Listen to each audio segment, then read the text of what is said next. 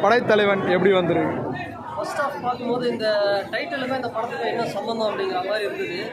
Interview மாதிரி start ஆச்சு, ஸ்லோவாக போயிட்டு இருந்தது. ஃபர்ஸ்ட் ஆஃபுக்கு முன்னாடி இன்டர்வல் பிளாக் ஒரு ஃபைட் ஒன்று இருந்தது, சூப்பராக பண்ணியிருந்தாங்க.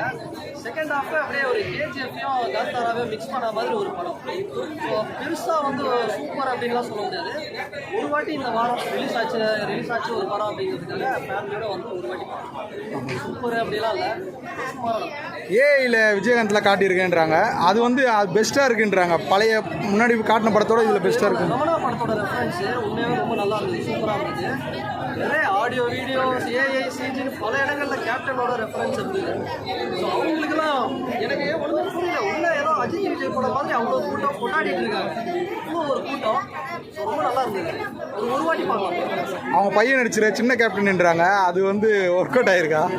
கேப்டனை பூர்த்தி பண்ணியிருக்காரு. அந்த சின்ன கேப்டன் கொடுத்தாலும் ஆமாம், ஏன்னா வேற யாருக்கும் கொடுக்க முடியாது. அவரும் அதே மாதிரி அந்த ஃபேஸ் எல்லாம் பார்க்கும்போது அவரை மாதிரியே இருக்கு. அவருடைய படம் வந்து மாநகர காவல்னு ஒரு படம் இருக்கு, அந்த படத்தை வந்து ஒரு சின்ன ஒரு ரெஃபரன்ஸ் எடுத்து அது மாதிரி ஒரு போலீஸ் ஸ்டோரி பண்ணாருன்னா ரொம்ப நல்லா இருக்கு.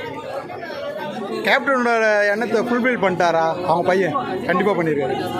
எனக்கு என்னன்னா இவ்வளோ டேலண்ட் இருக்கு அவருக்கு, ஏன் இவ்வளோ கேப் விட்டாருன்னு தெரியல. இது வந்து மூணாவது படம் 10 வருஷம் கழிச்சு இந்த படத்தை நடிச்சிருக்காரு. ரெகுலராக படம் பண்ணணும், நல்லா ஆக்ஷன் ஹீரோவாக பண்ணிருக்காரு. அவர் நல்லா டான்ஸ் கூட ஆடுவார். பழைய படம் ஒரு பார்த்துருக்காரு அவர் டான்ஸ். ஸோ அவர் தொடர்ச்சியாக படங்கள் படம் சூப்பராக இருக்கும். எவ்வளோ ரேட்டிங் ப்ரோ கொடுங்க?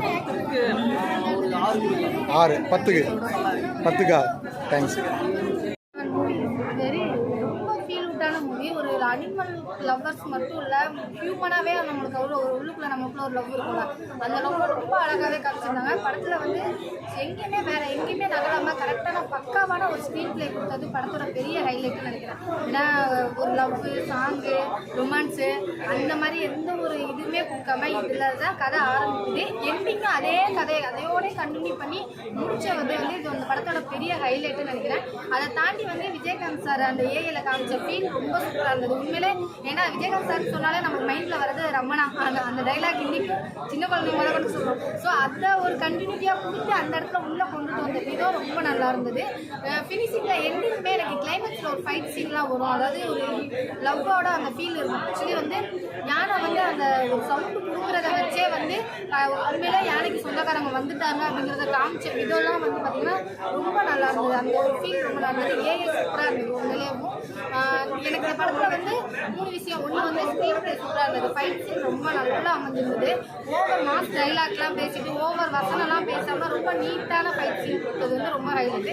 அதை தாண்டி வந்து கொடுத்த இது இன்ஃபர்மேஷன் ஆக்சுவலி வந்து நரபலினா என்ன, அதுக்கு எவ்வளோ கஷ்டப்படுறாங்க அப்படிங்கிறது, அதனுடைய விளைவுகள் எந்த மாதிரிலாம் எதனால கொண்டு வந்தாங்க. ஆக்சுவலி இது ஒரு விஷயம் இருக்கலாம், எல்லாருமே வந்து நரபலியை வந்து அக்செப்ட் பண்ணிக்கலாம். அந்த நரபலி எப்படி உருவாச்சு, எதனால கொண்டு வந்தாங்க, யாரோட லாபத்துக்காக கொண்டு வந்தது அப்படிங்கிறத ரொம்ப தெளிவாகவே காமிச்சிருந்தாங்க.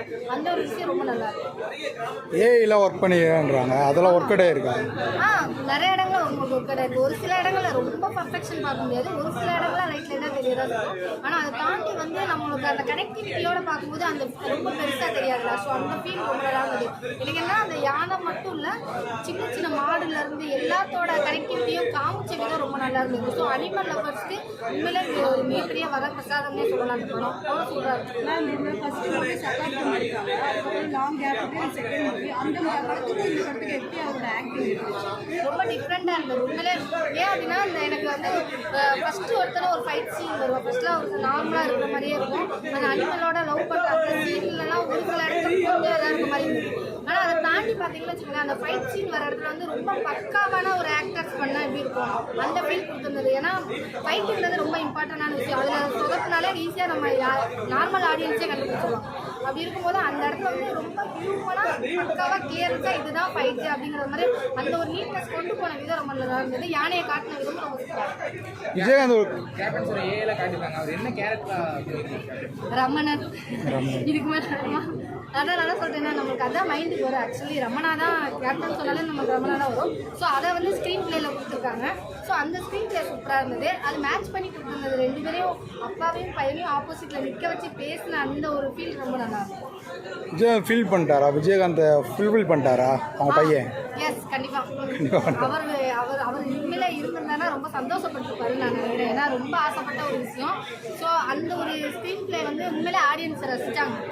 அந்த ஒரு முக்கியமான ஒரு விஷயம் இருக்கும்ல, அந்த விஷயத்துல நான் அவரோட ஃபைட் சீன் பார்த்தா அப்படியே டிட்டோ விஜயகாந்த் டிப்டோ. ஆமாம், சீரியஸ்லி அந்த ஒரு விஷயம் இருந்தது. என்ன ஒருனா டைலாக் இல்லாத ஒரு ஃபைட் சீனாக இருக்க மாதிரி இருந்தது. அந்த கால் வச்சு அடிக்கிறதா இருக்கட்டும், அந்த கண்ணு பார்க்குற விதம், அது எல்லாமே அப்படியே டிப்டோவாக விஜயகாந்த் சாரோட அந்த ஒரு சாயல் கண்டிப்பாக ஃபைட் சீனில் இருக்கும். அதனால தான் நான் சொன்னேன் ஃபைட் சீன் ரொம்ப ஹைலைட்டாக தெரியும் அப்படின்னு சொல்லிட்டு. ஏன்னா நம்ம ஃபைட் சீனை வந்து அவர்கிட்ட தான் ரசிச்சிருக்கோம். ஸோ அது அப்படியே இதாக இருக்க மாதிரி இருக்கும். ஓவரால் ரேட்டிங் எவ்வளோ கொடுங்க படத்துக்கு? ஓவரால் ரேட்டிங் வந்து பார்த்தீங்கன்னா 9. தமிழன் என்று சொல்லடா தலை நிமிர்ந்து நில்லடான்னு சொன்ன கேப்டனின் வார்த்தைக்கு இணங்க சக்கரை தேவன் ஒரு படம் வந்துச்சு. அந்த படத்தப்ப தான் நமக்கு சமூக பாண்டியன் வந்து படைத்தலைவனாக வந்து பிறந்தாரு. அதுக்கப்புறம் தான் நம்ம உச்சம் பெற்ற நம்ம கேப்டன் வந்து நம்ம வந்து பிரபாகரனுக்கும் சண்முக பாண்டியனுக்கு அப்புறம் தான் அதே மாதிரி பல தடைகளை வென்று இந்த படைத்தலைவன் வந்திருக்கிறாரு.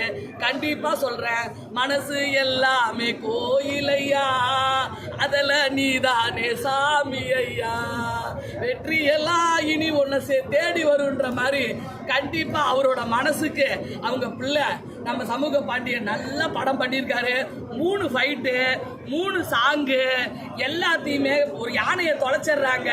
யானையை அரெஸ்ட் பண்ணி வச்சிருக்கிறதா அந்த யானையை கொண்டு வந்து அவங்க அப்பா கிட்டே ஒப்படைச்சிடுறாங்க. 4 பேருக்கு தான் சூப்பர் நடிப்பு, செம்மையா பண்ணியிருக்கிறாரு. அந்த அன்புக்கு இந்த தமிழகம் சார்பாக கேப்டனின் சார்பாக அன்பை அள்ளி அள்ளி தரோம். அந்த அளவுக்கு அற்புதமாக எடுத்திருக்காரு டைரக்டர் அன்பு.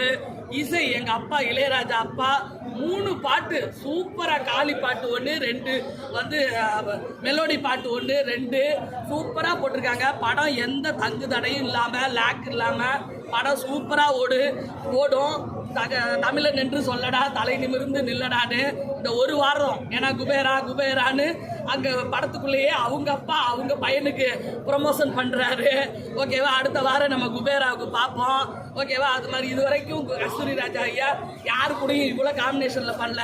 ஆனால் கேப்டன் பையனோட வீரம் வளைஞ்ச மண் அவர் தான் எடுத்தார். 1000 வட்டம் பார்த்த ரசிகை நான், ரசிகையில் உயிர்னு சொல்லலாம்.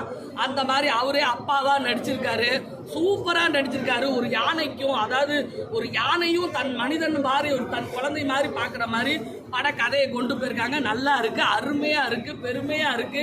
25ல் மிகப்பெரிய கலெக்ஷன் அல்லணும்னு நான் 2 நாளைக்கு முன்னாடி தான் சிவன்கிட்ட போய் வேண்டிட்டு வந்தேன். அண்ணாமலையார்கிட்ட கிரிவலம் சுற்றிட்டு வந்தேன். வந்து பார்த்தா படம் தேட்டரில் ஓடுது.